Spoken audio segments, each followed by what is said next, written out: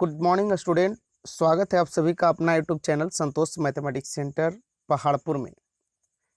ये आज हम लोग बिहार सरकार के बीटीबीसी पुस्तक इतिहास क्लास 10th का लेसन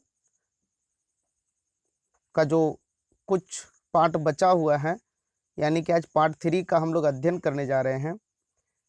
और इस लेसन का नाम है समाजवाद एवं साम्यवाद।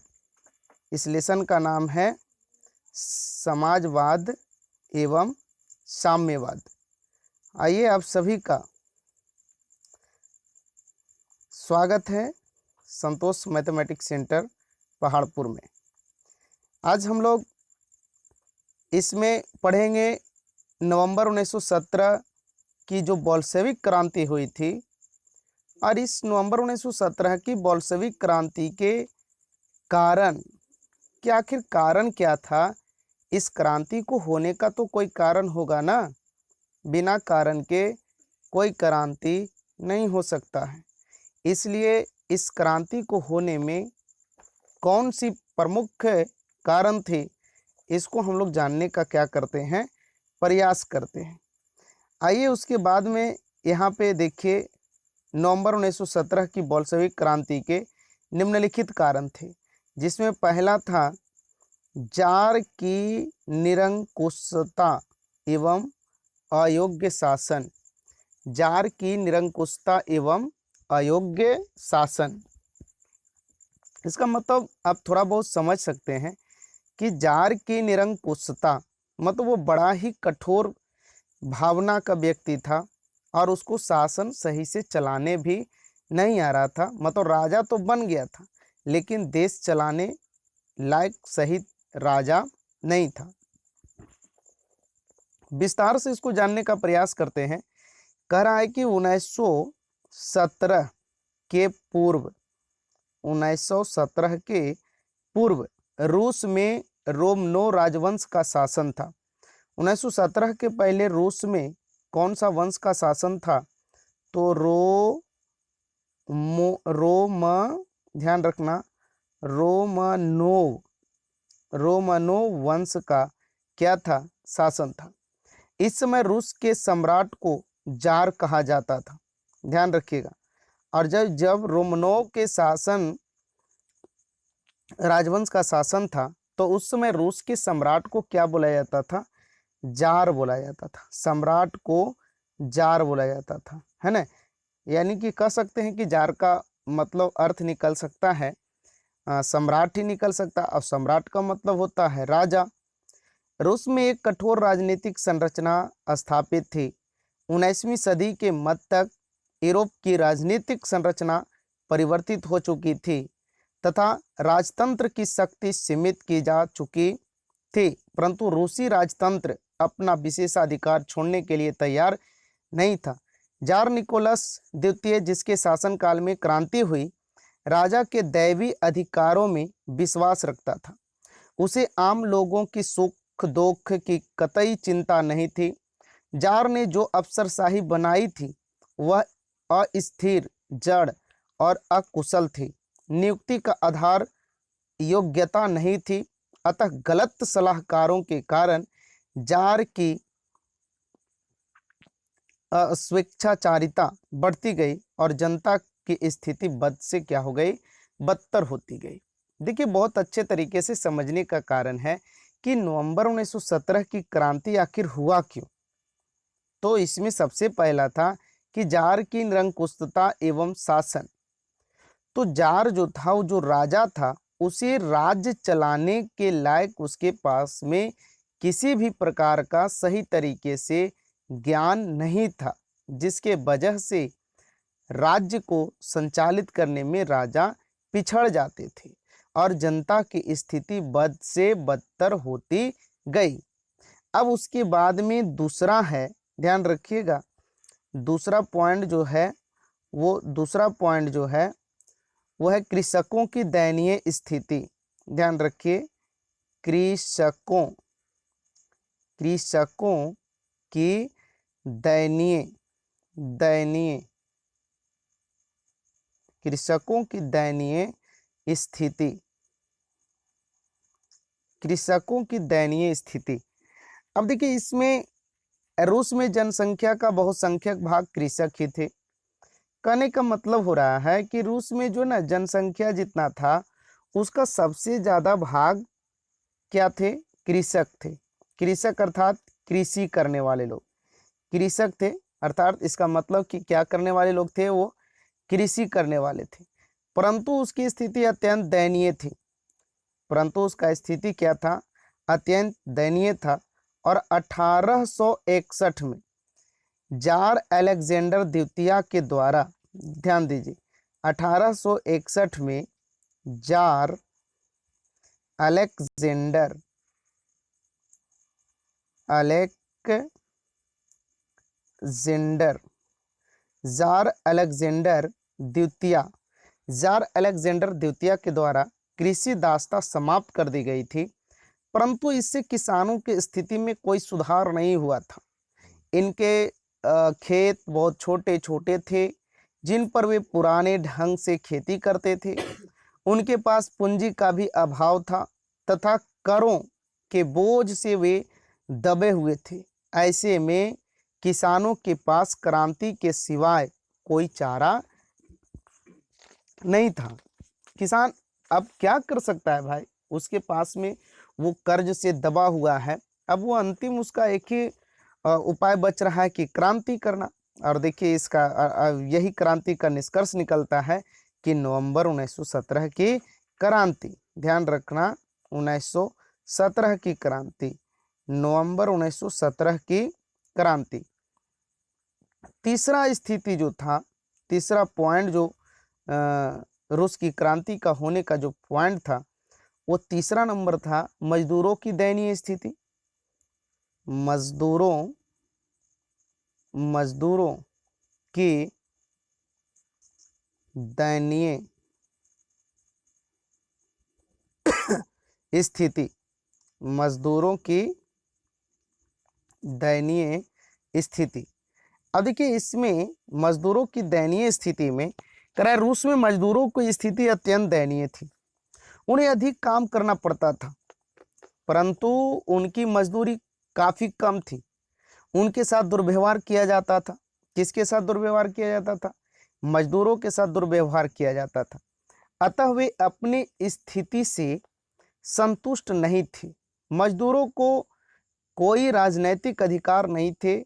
अपनी मांगों के समर्थन में वे हड़ताल भी नहीं कर सकते थे। मार्क्स के ये शब्द की मजदूरों के पास सिवाय अपनी बेड़ियों के खोने के लिए कुछ भी नहीं है, उनकी दशा का सही चित्रण करता है। देखिए कार्ल मार्क्स एक बहुत अच्छा बात बोले हैं कि मजदूरों के पास सिर्फ उसका अपना घर है, मतलब रहने के लिए झुग्गी और झोपड़ी है। अब मजदूर या तो उस झुग्गी झोपड़ी को छोड़ दे या तो वो बेच दे, इसके सिवाय अब उसके पास और कुछ भी नहीं है। यानी कि आप समझ सकते हैं कि मजदूरों की स्थिति बद से बदतर हो गई थी, एकदम दयनीय हो गई थी।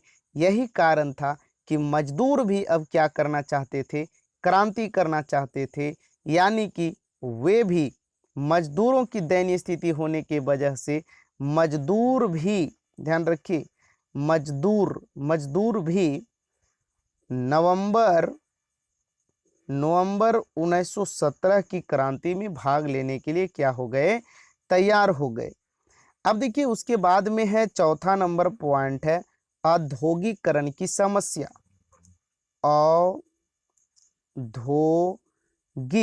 औद्योगिकरण की समस्या, औद्योगिकरण की समस्या, ध्यान दीजिए औद्योगिकरण की समस्या। रूसी औद्योगिकरण पश्चिमी पूंजीवादी औद्योगिकरण से भिन्न था। यहाँ कुछ ही क्षेत्रों में महत्वपूर्ण उद्योगों का संकेंद्रण था। यहाँ राष्ट्रीय पूंजी का अभाव था। अतः उद्योगों के विकास के लिए विदेशी पूंजी पर निर्भरता बढ़ गई थी। अब देखिए, कहने का मतलब है कि रूसी औद्योगिकरण पश्चिमी पूंजीवादी औद्योगिकरण से भिन्न था। यहाँ कुछ ही क्षेत्रों में महत्वपूर्ण उद्योगों का संकेंद्रण था, मतलब कुछ ही क्षेत्र में औद्योगिक कल कारखाने थे, बाकी रूस के पूरा क्षेत्र में औद्योगिक कल कारखाने नहीं थे। अगर औद्योगिक कल कारखाने लगाया भी जाता है तो रूस के पास में अपना पैसा देश का नहीं है, जिसके वजह से वो किसी भी प्रकार का ज़्यादा कल कारखाना नहीं लगा सकता है।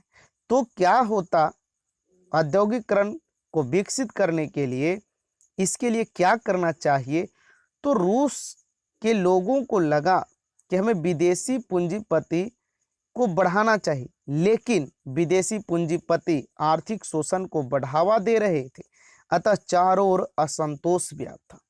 विदेशी पूंजीपति तो रूस में लगा दिया गया, लेकिन हुआ क्या कि विदेशी कंपनियां रूस को लूट खसोट करने लगी, जिससे रूस के जनता को काफ़ी शोषण का सामना करना पड़ा। उसके बाद में 5वां नंबर पॉइंट था रूसीकरण की नीति। रूसीकरण की नीति, रूसीकरण की नीति। अब देखिए, रूसीकरण की नीति में क्या जो पॉइंट है उसको आप समझने का प्रयास करें। मैं समझाता हूँ, आप भी पढ़िएगा, खूब मन लगा के पढ़ लीजिएगा, कोई दिक्कत नहीं है। देखिए, लॉकडाउन में हम लोग जो है से कि बिना स्वार्थ के, है ना, इससे हमको ज़्यादा पैसा नहीं मिल रहा है, लेकिन फिर भी आप लोगों के भलाई के लिए जो ऐसे कि पूरा पार्ट बाय पार्ट करके वीडियो बना करके जिस तरीके से क्लास में पढ़ाते थे उसी तरीके से पढ़ाने का मैं प्रयास कर रहा हूँ।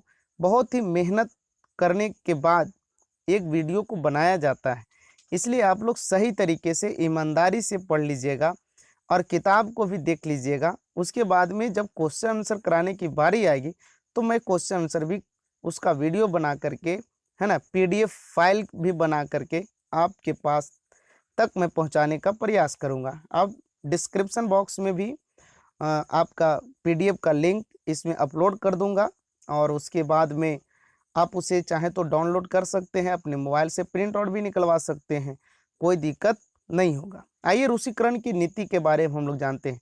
सोवियत रूस विभिन्न राष्ट्रीयताओं का देश था। यहाँ मुख्यतः स्लाव जाति के लोग रहते थे। कौन से जाति के लोग रहते थे? स्लाव जाति के।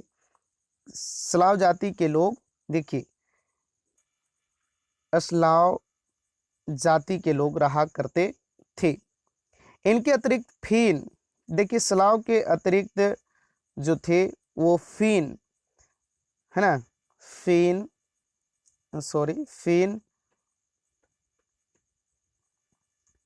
फिन, उसके बाद में जर्मन, उसके बाद में यहूदी,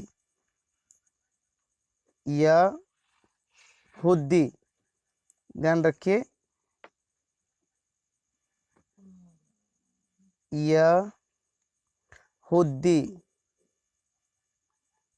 यहूदी आदि अन्य जातियों के लोग भी थे। ये भिन्न भिन्न भाषा बोलते थे तथा इनका रस्म रिवाज भी भिन्न भिन्न था, परंतु रूस के अल्पसंख्यक समूह जार निकोलस द्वितीय द्वारा जारी की गई रूसीकरण की नीति से परेशान था। अब देखिए, जार निकोलस द्वितीय के द्वारा रूसीकरण की जो नीति जो लागू किया गया था, किसके द्वारा? जार निकोलस द्वितीय के द्वारा। बार बार इसको देखिएगा, अंडरलाइन कर लीजिएगा, जार निकोलस द्वितीय के द्वारा रूसीकरण की एक नीति लागू की गई थी, जिससे रूस की जनता क्या थे? परेशान थी। इसके अनुसार जार ने देश के सभी लोगों पर रूसी भाषा, शिक्षा और संस्कृति लादने का प्रयास किया। अब देखिए, जो रूसी नहीं बोलना चाहता है, जो रूसी भाषा को नहीं चाहता है, जो उस भाषा में शिक्षा ग्रहण नहीं करना चाहता है, कुछ लोगों को लगता है कि नहीं हम अपनी संस्कृति के साथ जीवन बिताएं, तो ऐसी आज़ादी नहीं था। सभी के ऊपर में रूस की भाषा बोलने वाला होना चाहिए, मतलब उसका संस्कृति यानी रूस की जो संस्कृति है, रूस की जो सभ्यता है, उसको फॉलो करना होगा, उसको पालन करना होगा, लादने का प्रयास किया। अब देखिए, इससे अल्पसंख्यकों में हलचल मच गई। अल्पसंख्यक मतलब होता है जिसकी जनसंख्या क्या हो, कम हो, उसे हम क्या कहते हैं, अल्पसंख्यक कहते हैं। देखिए एक बात हमारे यहाँ क्या है ना, अल्पसंख्यक के मतलब हम लोग समझ जाते हैं मुसलमान, मतलब इस्लाम धर्म के लोगों को अल्पसंख्यक कहा गया। नहीं, अल्पसंख्यक का मतलब होता है जहां जिसकी जनसंख्या कम रहे उसे हम कह सकते हैं अल्पसंख्यक है। अब आप एक मोटा मोटी भाषा को समझ लीजिए कि एक गांव में 4 परिवार है और उसके बाद में 2 परिवार है और दोनों एक ही जाति, एक ही संप्रदाय से बिलोंग करता है, तो हम यहाँ पे अब अल्पसंख्यक कैसे बांट सकते हैं? तो हम कह सकते हैं कि इस परिवार के सदस्य इतना है और इस परिवार के सदस्य इतना है, मतलब जिसका परिवार का सदस्य ज़्यादा होगा वो परिवार का सदस्य बहुसंख्यक कहलाएगा और जिसका सदस्य कम होगा वो क्या कहलाएगा जी, अल्पसंख्यक कहलाएगा। करा अब 1863 ईस्वी में इस नीति के विरुद्ध पोलो ने, ध्यान रखिए कब, 1863 ईस्वी में, 1863 ईस्वी में इस नीति के विरुद्ध पोलो ने विद्रोह किया तो उनका निर्दयता पूर्वक दमन किया गया। इस प्रकार रूसी राजतंत्र के प्रति उनका आक्रोश बढ़ता जा रहा था। अब देखिए विदेशी घटनाओं का प्रभाव, हम लोग छठा चरण जो देखने जा रहे हैं, ये छठा अति है रूसी क्रांति का कारण में। रूसी क्रांति जो बोल्शेविक क्रांति के नाम से जाना जाता है, इस क्रांति में जो छठा था विदेशी घटनाओं का प्रभाव, क्या था जी, विदेशी घटनाओं, विदेशी घटनाओं का प्रभाव, विदेशी घटनाओं का प्रभाव। आइए अब हम लोग विदेशी घटनाओं के प्रभाव के बारे में भी थोड़ा सा देख लेते हैं और चर्चा कर लेते हैं। कराए कि क्रीमिया का युद्ध, देखिए इसमें 2 विदेशी घटनाओं के प्रभाव में 2 बातें हम लोगों को पढ़ने को मिलेगा अभी। एक है क्रीमिया का युद्ध और दूसरा है जापान से पराजय। तो आइए हम लोग सबसे पहले विदेशी घटनाओं में, इसमें पहला पॉइंट जो है वो है क्रीमिया का युद्ध। क्रीमिया का युद्ध, क्रीमिया का युद्ध। करा रूस की क्रांति में विदेशी घटनाओं की भूमिका भी अत्यधिक महत्वपूर्ण थी। रूस की क्रांति में विदेशी घटनाओं की भूमिका भी अत्यधिक महत्वपूर्ण थी। सर्वप्रथम क्रीमिया के युद्ध में रूस की पराजय ने उस देश में सुधारों का युग आरंभ किया। तत्पश्चात 1904 से 5 के रूस जापान युद्ध ने, देखिए रूस और जापान के बीच में युद्ध हो गया। वो कब हुआ जी, तो 1904 से लेके 1905 के बीच में जापान और रूस में क्या होता है, युद्ध होना शुरू हो जाता है। रूस में पहली क्रांति को जन्म दिया और अंततः प्रथम विश्व युद्ध में बोल्शेविक क्रांति का मार्ग प्रशस्त हुआ। अंततः प्रथम विश्व युद्ध में बोल्शेविक क्रांति का मार्ग क्या हो गया, मतलब एकदम लागू हो गया। अब देखिए इसमें दूसरा पॉइंट था विदेशी घटनाओं में, दूसरा जो पॉइंट था वो जापान से पराजय। जापान से पराजय, जापान से पराजय 1905 की क्रांति, जापान से पराजय तथा जापान से पराजय तथा 1905 की क्रांति, 1905 की क्रांति। देखिए जापान से पराजय तथा 1905 की क्रांति के बारे में हम लोग थोड़ा सा चर्चा करते हैं और आप सभी इसे समझने का प्रयास कीजिएगा। 1905 के ऐतिहासिक रूस जापान युद्ध में 1905 के ऐतिहासिक जापान और रूस के युद्ध में रूस बुरी तरह से क्या हो गया, पराजित हो गया। रूस क्या हुआ, पराजित हो गया। ध्यान रखिए, रूस जो था वो बुरी तरीके से पराजित हो गया। बुरी तरीके से क्या हुआ, पराजित हुआ। किससे पराजित हुआ? ये जो रूस था वो किससे पराजित हुआ? तो जापान से। किससे? जापान से। कब हुआ? 1905 ईस्वी में हुआ। कब हुआ? तो 1905 ईस्वी में हुआ। रूस और जापान के बीच में जब युद्ध चला तो ये रूस जो है वो जापान से क्या हो जाता है, हार जाता है। और कब हारता है? तो 1905 ईस्वी में हार जाता है। और जीतता कौन है? रूस जीत जाता है।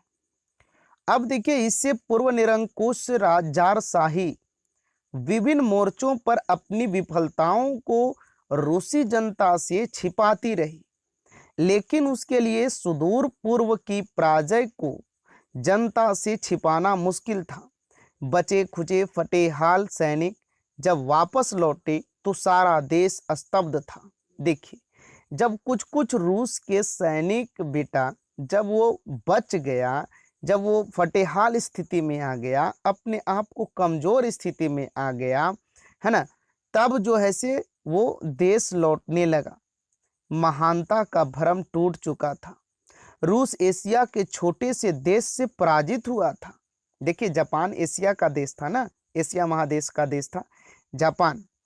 जापान एशिया महादेश का एक छोटा सा देश था, छोटा सा देश था, पराजित हुआ था। वस्तुतः इस पराजय के कारण 1905 ईस्वी में रूस में क्रांति हो गई। कब जी? 1905 ईस्वी में। कहाँ हुआ क्रांति? रूस में। अब देखो, ये घरेलू हिंसक हो रहा है, जिसको हम लोग कह सकते हैं गृह युद्ध हो रहा है। कौन सा युद्ध हो रहा है? गृह युद्ध हो रहा है। रूस में क्रांति हो गई 9 जनवरी 1905 को। ध्यान दीजिएगा, सरकार के सामने 9 जनवरी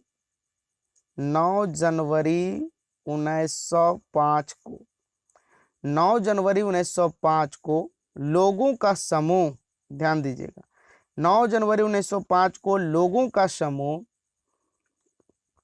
रोटी दो के नारे के साथ। अच्छा, रोटी दो नारे कब लगे थे? तो याद रखना, 9 जनवरी 1905 को। ये रोटी दो नारों के साथ, नारे के साथ सड़कों पर प्रदर्शन करते हुए सेंट पीटर्सबर्ग स्थित महल की ओर जा रहा था। सेंट पीटर्सबर्ग स्थित महल की ओर जा रहा था, परंतु जार की सेना ने, जार मतलब राजा, मतलब सम्राट की सेना ने इस निहत्थे लोगों पर गोलियां बरसाई।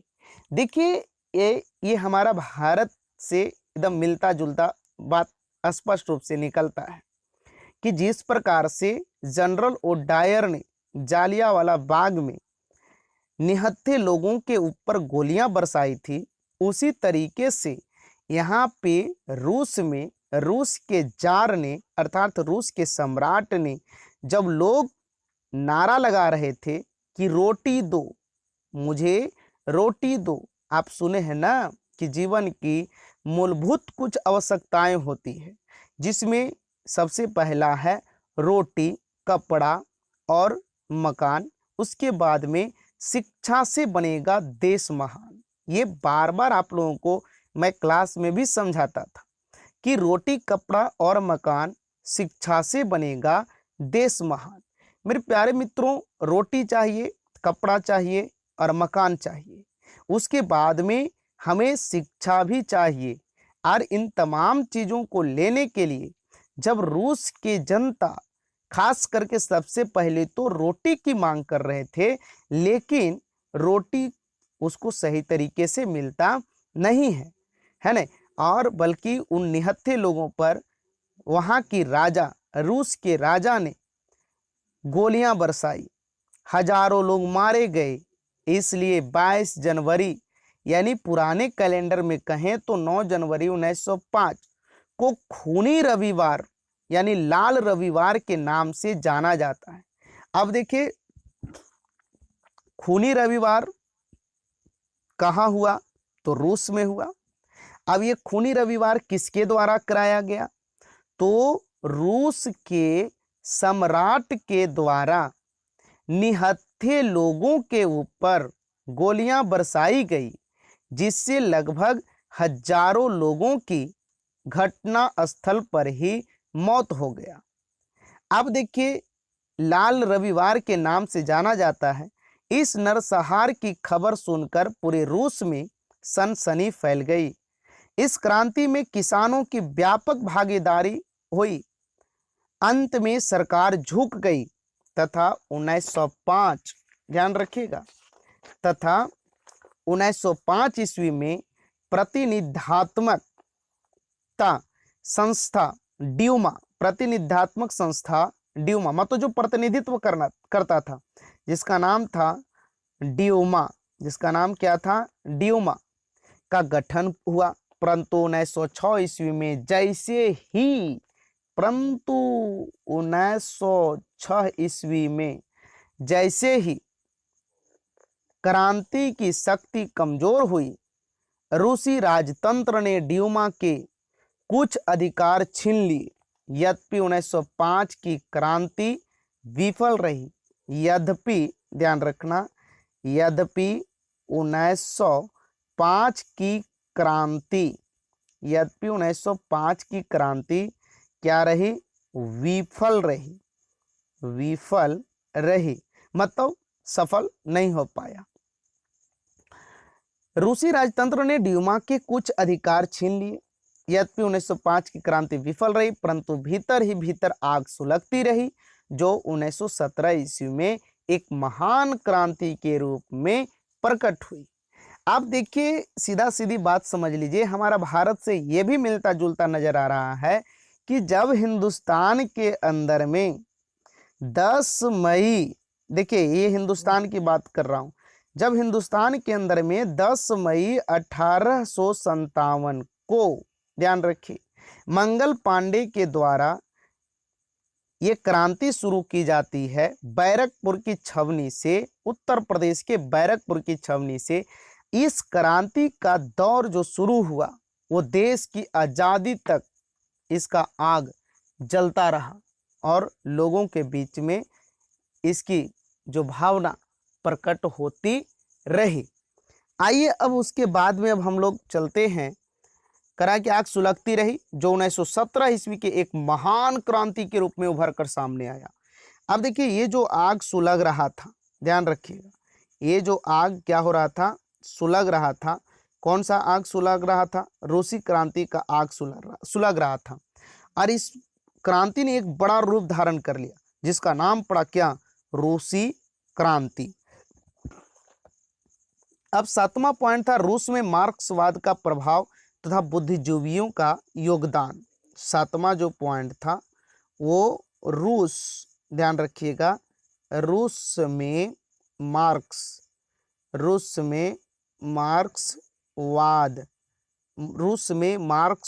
का प्रभाव, रूस में मार्क्सवाद का प्रभाव तथा रूस में मार्क्सवाद का प्रभाव तथा बुद्धिजीवियों का योगदान।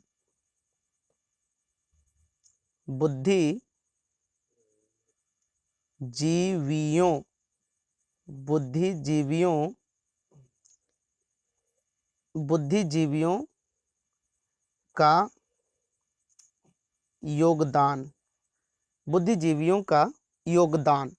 अब देखिए, यहाँ पे अच्छे तरीके से समझने का प्रयास करेंगे। कह रहा है कि रूस में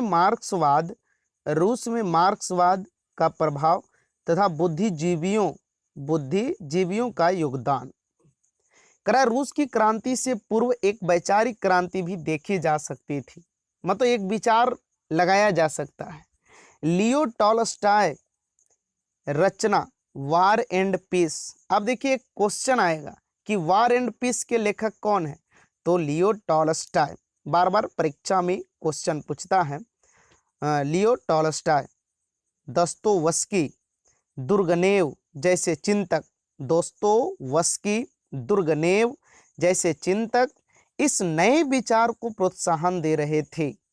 रूस के औद्योगिक मजदूरों पर कार्ल मार्क्स के समाजवादी विचारों का पूर्ण प्रभाव था। मार्क्सवादियों ने मजदूरों के बीच काम करना शुरू कर दिया था तथा उनका संगठन भी बढ़ रहा था। रूस का पहला साम्यवादी प्लेखानोव था, जो रूस में जारशाही की निरंकुशता समाप्त करके साम्यवादी व्यवस्था की स्थापना चाहता था। उसने 1898 ईस्वी में, किसने? मार्क्सवादियों ने। कितना ईस्वी में? 1898 में। 1898 ईस्वी में 1898 ईस्वी में रशियन सोशल डेमोक्रेटिक पार्टी की स्थापना की। रशियन सोशल डेमोक्रेटिक पार्टी की स्थापना की। अब देखिए, रशियन सोशल डेमोक्रेटिक पार्टी की स्थापना किसने किया? तो मार्क्सवादी विचारधारा के मानने वाले लोगों ने, जो मार्क्स के विचार को मानते थे, उन लोगों ने 1898 ईस्वी में 1898 ईस्वी में रशियन सोशल डेमोक्रेटिक पार्टी की स्थापना की। यह साम्यवादी दल का पूर्ववर्ती था। शीघ्र ही 1903 ईस्वी में, ध्यान रखिएगा, शीघ्र ही कब? 1903 ईस्वी में, शीघ्र ही 1903 ईस्वी में साधन एवं अनुशासन के मुद्दे पर पार्टी में फूट पड़ गई। साधन एवं अनुशासन के मुद्दे पर पार्टी में क्या हो गई? फूट पड़ गई। इसके परिणाम स्वरूप बहुमत वाला दल बोल्शेविक कहलाया और अल्प बहुमत वाला दल मेनशेविक। देखिए, जो बहुमत वाला दल था उसे बोल्शेविक कहा गया और जो कम बहुमत वाला दल था उसे क्या बोला गया? मेनशेविक। मेनशेविक, मेनशेविक। और जो बहुमत वाला दल था उसे क्या बोला गया? बोल्शेविक। बोल्शेविक, ध्यान दीजिए, ये बहुमत वाले दल को बोल्शेविक, अल्प बहुमत वाले दल को मेनशेविक कहा गया। मेनशेविक मध्यम वर्गीय क्रांति के पक्षधर थे, पर बोल्शेविक सर्वहारा क्रांति के पक्षधर थे। अब देखिए, सर्वहारा जब शब्द आया तो एक छोटा सा बॉक्स आपके बीटीबीसी के किताब में भी दिया होगा, आप इसको सही से देख लीजिएगा। मैं लिख देता हूं, सर्वहारा वर्ग। सर्वहारा वर्ग। अब ये सर्वहारा वर्ग का मतलब क्या होता है? समाज का वैसा वर्ग जिसमें किसान, मजदूर एवं आम गरीब लोग शामिल हैं। कह रहा है कि बहुसंख्यक लोग कौन था? तो जो कमजोर कमजोर लोग था उनकी जनसंख्या ज्यादा था, लेकिन धाक किसका था? जिसकी जनसंख्या कम था, अल्प दल था, मतलब अल्पसंख्यक थे, उसी का धाक किसके ऊपर था? बहुसंख्यकों के ऊपर था। समाज का वैसा वर्ग जिसमें किसान, मजदूर एवं आम गरीब लोग शामिल हैं। अब कह रहा है कि साम्यवादी दल अल्प मनसेविक और उसके बाद में मेनशेविक मध्यम वर्गीय क्रांति के पक्षधर थे, पर बोल्शेविक सर्वहारा क्रांति के पक्षधर थे। इसके अतिरिक्त तो 1901 ईस्वी में, ध्यान रखिए, इसके अतिरिक्त कब? 1901 ईस्वी में, 1901 ईस्वी में 1901 ईस्वी में सोशलिस्ट रिवोल्यूशनरी पार्टी का गठन हुआ, जो किसानों की मांगों को उठाती थी। इस प्रकार मार्क्सवादी विचारधारा से प्रभावित मजदूर एवं किसानों का संगठन रूस की क्रांति का एक महान कारण साबित हुआ। अब उसके बाद में 8वां नंबर जो पॉइंट था, ये लास्ट रूसी क्रांति के कारण हम लोग जो 8 पॉइंट को देख लिए, अभी 8वां पॉइंट को देखने जा रहे हैं, ध्यान रखिएगा। तात्कालिक कारण प्रथम विश्व युद्ध में रूस की पराजय। तात्कालिक कारण प्रथम विश्व युद्ध में रूस की पराजय। ध्यान रखिए, तात्कालिक कारण प्रथम विश्व युद्ध में रूस की पराजय। प्रथम विश्व युद्ध में रूस की पराजय। करा प्रथम विश्व युद्ध 1914 से 1918 ईस्वी तक चला, यह हम सब जान रहे हैं, 9th में भी पढ़े हैं। 1914 से कितना, 1918 ईस्वी तक। इस युद्ध में रूस भी मित्र राष्ट्रों की ओर से शामिल था। इस युद्ध में सम्मिलित होने का एकमात्र उद्देश्य था कि रूसी जनता आंतरिक असंतोष भूलकर बाहरी मामलों में उलझ जाए। परंतु इस युद्ध में चारों तरफ रूसी सेनाओं की हार हो रही थी। न उनके पास अच्छे हथियार थे एवं न ही पर्याप्त भोजन की सुविधा थी। युद्ध के मध्य जार निकोलस द्वितीय ने सेना का कमान अपने हाथों में ले लिया।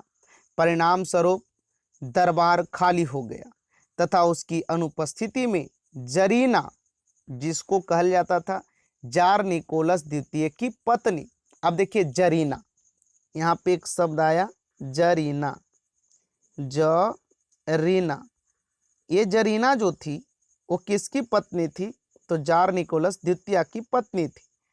जार निकोलस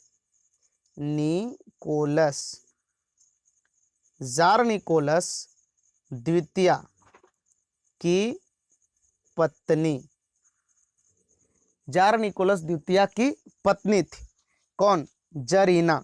ये जो जरीना है ना, वो किसकी पत्नी थी, जार निकोलस द्वितीय। जार निकोलस द्वितीय की पत्नी थी कौन, जरीना। और उसके तथाकथित गुरु रासपुटिन, और इसके तथाकथित गुरु कौन थे,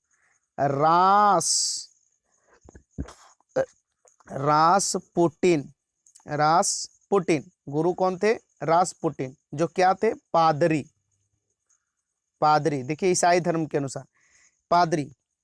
कुछ षड्यंत्र करने का मौका मिल गया, मतलब लड़ाई लड़ाने का मौका मिल गया, जिसके कारण राजतंत्र की प्रतिष्ठा और भी क्या हो गई, गिर गई, है ना। मार्च की क्रांति एवं निरंकुश राजतंत्र का अंत, ये हम लोग देखेंगे अगले पार्ट में, यानी कि पार्ट नंबर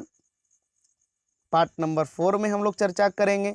मार्च की क्रांति पार्ट नंबर 4 में जो हम लोग चर्चा करेंगे, वो याद रखिएगा, मार्च की क्रांति। आप सभी कोई पढ़ लीजिएगा, इसको ईमानदारी से पढ़ने का प्रयास कीजिएगा। मार्च, ध्यान रखिए, मार्च की क्रांति, मार्च की क्रांति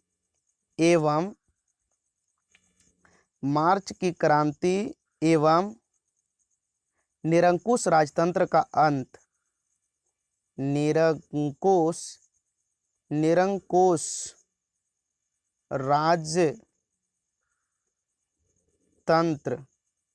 का अंत, निरंकुश राजतंत्र का अंत, ये हम लोग पार्ट 4 में पढ़ेंगे। पार्ट 3 तक आप सभी को किताब को एक एक लाइन करके पूरे तरीके से पढ़ लीजिए। तो आज का कुछ क्वेश्चन याद रख लीजिए। प्रथम विश्व युद्ध कब से कब तक चला, सर्वहारा वर्ग किसे कहते हैं, अर्थात सर्वहारा वर्ग में कौन कौन से लोग शामिल थे, ये दूसरा क्वेश्चन हो गया। उसके बाद में अगला क्वेश्चन है, रशियन सोशल डेमोक्रेटिक पार्टी की स्थापना कब हुई, जार निकोलस द्वितीय की पत्नी का नाम क्या था, ये चौथा क्वेश्चन हो गया। उसके बाद में 5वां क्वेश्चन लिख लीजिए कि पोलो ने रोटी दो नारे कब लगाए गए। उसके बाद में खूनी रविवार कब हुआ, और उसके बाद में अगला क्वेश्चन जो है, लाल रविवार किसे कहते हैं। ठीक है, इतना क्वेश्चन का जवाब आप लोग सभी कोई कमेंट बॉक्स में देने का प्रयास करेंगे। लेता हूं ब्रेक। अगर आपको कोई भी प्रॉब्लम, किसी भी प्रकार का प्रॉब्लम हो तो मेरा पर्सनल व्हाट्सएप नंबर 8294375747 अर्थात 8294375747 पे आप मैसेज करें। और किसी भी प्रकार का, चाहे वो PDF फाइल से लेकर के लिंक की आवश्यकता हो तो भी आप मैसेज करें। आपके लिए मैं हमेशा सेवा करने के लिए तैयार हूँ। आप सभी से विनम्र निवेदन है कि संतोष मैथमेटिक्स सेंटर जो मेरा अपना यूट्यूब चैनल है उसको आप लोग सभी कोई सब्सक्राइब करें और बेल आइकन बटन को भी प्रेस कर दें, ताकि ज़्यादा से ज़्यादा लोगों को सेवा मिल सके। बाकी आप सभी को बहुत बहुत धन्यवाद। जय हिंद, भारत माता की जय, वंदे मातरम। बहुत बहुत